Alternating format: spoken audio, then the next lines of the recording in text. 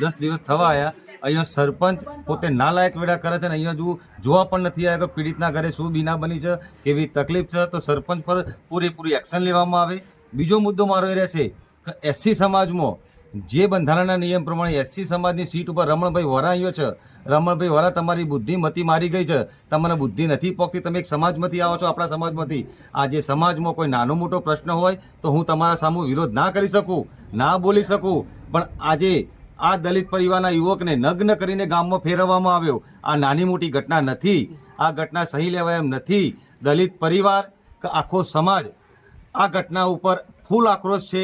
રમણભાઈ, અમે તમારું રાજીનામું માગીએ છીએ. તમે સમાજમાં ધ્યાન નથી દોરતા, પણ આવો જ્યારે મહત્વના મુદ્દા આવે કે જ્યારે સમાજમાં નીચો દેખાવાનો આવે કે ભાઈ દલિત સમાજને જ્યારે ત્યારે કચડવાનો પ્રશ્ન આવે, દલિતોને નીચે દબાવવામાં આવે, હરેક ગરીબ કુટુંબ, ગરીબ પરિવાર હોય એને દબાવવાના પ્રયત્નો થાય છે કોઈને કોઈ દ્વારા.